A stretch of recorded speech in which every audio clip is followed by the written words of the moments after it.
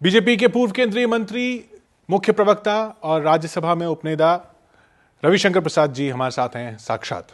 रविशंकर जी, जिस तरह से अभी पाकिस्तान को लेकर बीजेपी का कड़ा रुख आ रहा है, क्या भारत सरकार के कदमों से आप संतुष्ट नहीं हैं?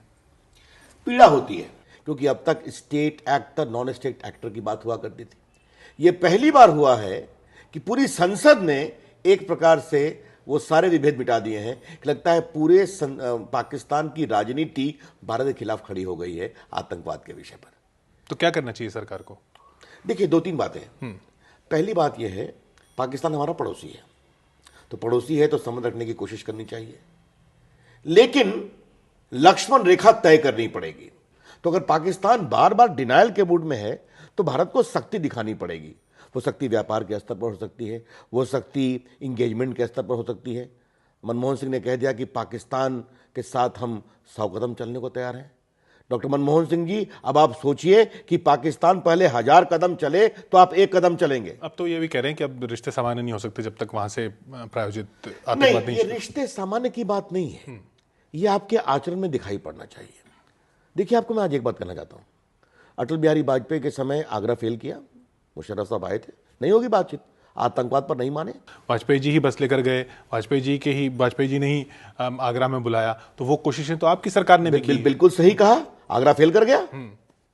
कोई जरूरत नहीं थी हमसे एग्रीमेंट करने, बुलाया हमसे बातचीत करने के लिए, आतंकवाद को उन्होंने नहीं माना तो आगरा फेल कर गया। अब मालूम है, लाहौर के बाद कारगिल हुआ तो कारगिल में उनकी अच्छी पिटाई भी हुई। आज उनके लोग भी कहते हैं कि कारगिल में हमारी हार हुई। और नंबर 3, बुनियाद तब बनी जब 6 जनवरी 2004 को उन्होंने पहली बार पाकिस्तान आतंकवाद को प्रोत्साहित करता है, ये एक एग्रीमेंट में माना वाजपेयी जी के साथ, फिर हम सत्ता से बाहर चले गए। देखिए, नहीं, आपका कहना है कि जब एनडीए सरकार गई है उसके बाद से पाकिस्तान नीति में मूल बदलाव आया है? जी बिल्कुल। अगर आप भारत के प्रधानमंत्री कहते हैं शर्म शेख में कि पाकिस्तान भी विक्टिम ऑफ टेररिज्म है, तो ये मूल बदलाव है। अगर आप पाकिस्तान के साथ कहते हैं आतंकवाद होती रहे और बातचीत होती रहेगी, तो ये मूल बदलाव है। मेरी पीड़ा है कि मनमोहन सिंह, आप ही कह रहे हैं कि संबंध तो रखने पड़ेंगे। मनमोहन सिंह और सोनिया गांधी की सरकार ने पाकिस्तान के साथ संबंधों की रूपरेखा का निरूपण नहीं किया है। आप क्या चाहते हैं पाकिस्तान से? पाकिस्तान के साथ राजनयिक संबंध रहें, लेकिन कोई आना जाना ना हो, कोई व्यापार ना हो। बिल्कुल, कोई जरूरत नहीं है। और भारत को सख्त जवाब देने की जरूरत है। हमारी पीड़ा के साथ यह कहना यह है कि भारत के सिक्योरिटी फोर्सेस को आपने ये संकेत दिया है बार बार, तुम एक बार अपने हाथ को पीछे बांध के लड़ो। उसका प्रमाण आपने बाटला हाउस में देखा कि एक बहादुर इंस्पेक्टर शर्मा को आप अशोक चक्र देते हैं और कांग्रेस के नेता बाटला हाउस पर सवालिया निशान उठाते हैं। ये जो भारत में रहने वाले अल्पसंख्यकों को पाकिस्तान की नीति के मामले में कैसे जोड़ सकते हैं आप? ये प्रश्न आपका दुर्भाग्यपूर्ण है। आपने ही बोला कि बाटला हाउस पे आतंकवादी का हमला था, क्षमा करिए आप। तो हम तो पाकिस्तान की बात कर रहे थे। बिल्कुल, तो वही मैं बात कर रहा हूं। ये बदलाव करना पड़ेगा। जब मैंने सिक्योरिटी फोर्सेस की बात की, हिंदुस्तान के मुसलमान भी भारत के साथ उतने ही हैं आतंकवाद की लड़ाई में। क्षमा करिए, जो कुछ लोग इंडियन मुजाहिदीन के हैं वो इस देश के, हम न मुसलमान के विरोधी हैं न हम इस्लाम के विरोधी हैं, हम जिहादी आतंकवाद के विरोधी हैं। और उस जिहादी आतंकवाद जिसको पाकिस्तान की प्रायोजित किया गया है, उसकी बहुत जड़ें हिंदुस्तान में भी हैं, जिनके आकाओं को पाकिस्तान में शय मिलती है। ये कहना चाहते हैं। दूसरा, बीजेपी का कहना कि रुख जो है हमें इटली के खिलाफ भी कड़ा रखना पड़ेगा। जो कड़ा रुख रखा जा रहा है या जो कदम अभी उठाए गए हैं पिछले 1-2 दिन में, उनसे संतुष्ट नहीं है आप? देखिए, मैं आपको एक आज मौलिक बात कहना चाहता हूं कि हमारी विदेश नीति क्या है। हिंदुस्तान को किक करो और उसमें एक कहते हैं ना, अंदर से सुख की प्राप्ति करो। यह संकेत हम क्यों देना चाहते हैं? गलती सुप्रीम कोर्ट से हुई, भारत से हुई? पहली बात, क्रिसमस में तो भारत से हुई थी। और फिर मैं कहना चाहता हूं, भारत सरकार ने सुप्रीम कोर्ट में अपने वकील को क्या कहा था बोलने के लिए।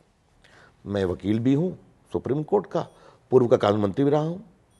तो आप अपने वकील को बोलते हैं तुम ये बोलो, तुमको ये बोलना है।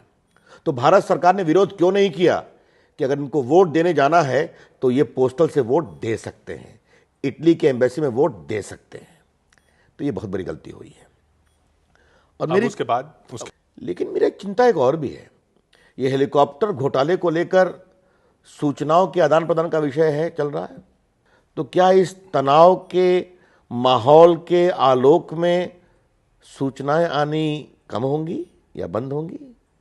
क्या आप कह रहे हैं कि आपको आशंका इस बात की है कि ये इटली से इस मामले पे तनाव हो गया, अब सरकार ये कहेगी कि भाई अब इस वजह से हमें उस वाले मामले में सूचना नहीं मिल रही? तनाव तो हो गया, आप डाउनग्रेड करने की बात कर रहे हैं। तो ये मैं संशय भरी परिस्थितियों का आकलन कर रहा हूं, मैं आरोप नहीं लगा रहा हूं। और वो संशय भरी परिस्थितियां जिस परिणाम की ओर संकेत कर रही हैं उसको देखने की कोशिश कर रहा हूं। और अगर ये है तब तो ये सवाल और गंभीर उठेगा कि ये 350-400 करोड़ की घूसखोरी में सिर्फ त्यागी बंधु ही नहीं, शक की सुई आगे जाती है।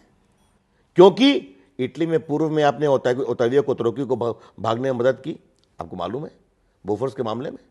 तब भी आपने सोनिया गांधी पर शक की सुई। देखिए फिर मैं कहना चाहता हूं, सोनिया जी उनकी पार्टी की बड़ी नेता है, लेकिन इटली के मामले में इस सरकार के हाथ थम क्यों जाते हैं?